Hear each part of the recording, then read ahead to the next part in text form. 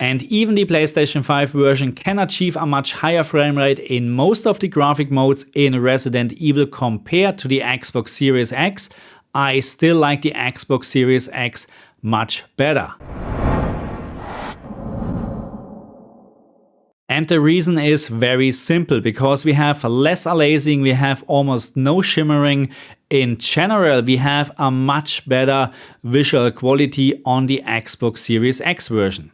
But, and this is very important, we need to keep in mind that we are talking right now about a demo version of a game, and we will most likely see a day one patch which may or may not improve the performance of this game. But for this video, we're focusing on the demo version of Resident Evil 4, and I compared the PlayStation 5 version and the Xbox Series X version.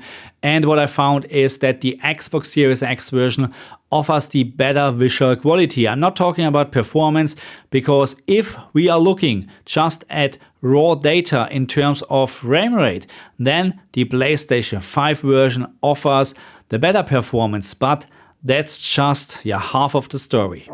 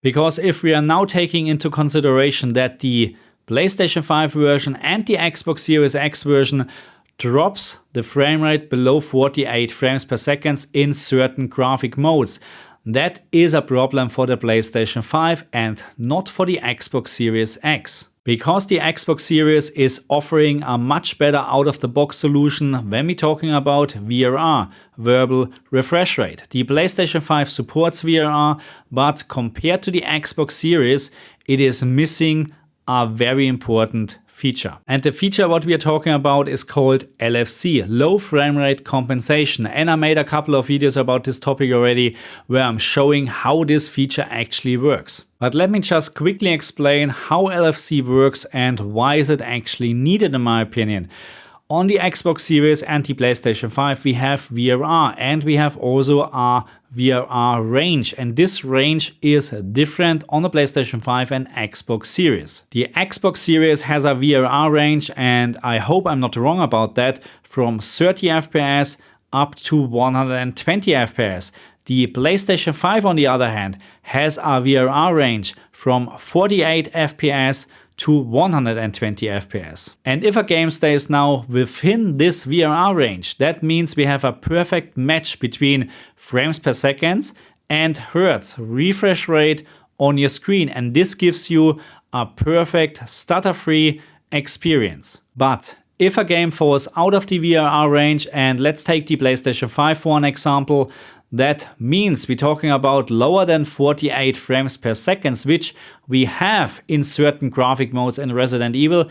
That means VRR would be disabled because it can't match the refresh rate on the screen anymore. And this results in a lot of stuttering on your screen because suddenly the game is just outputting, let's say 45 FPS, but the screen is not in VRR mode anymore because it's out of range. That means it will fall back to the next available refresh rate, which in this case is 60 Hz. But you can see 60 Hz and 45 FPS doesn't match each other. That means a lot of stuttering. And this is when we need LFC, because LFC will now output a much higher frame rate to actually fool the screen and to keep the screen within the VRR range. And if you like to understand how LFC works, then please watch my video about this, because it is not that simple, because we don't have suddenly a higher frame rate. LFC is just fooling the screen, but I explained this in one of my videos very well. So you can see the Xbox Series X version is not just offering the better visual experience, it also offers the better performance in my opinion. But again, we need to keep in mind, right now we're talking about a demo version. And at this stage, I just hope that they will fix the PlayStation 5 version with a day one patch, because right now this reminds me a lot of Horizon Forbidden West when I played the game for the very first time. A very low looking resolution due to the checkerboard issue what we have, which resulted in a lot of shimmering. So it's not quite as bad or worse as in Horizon Forbidden West, but it is similar. Right now the Xbox Series X offers just the better product.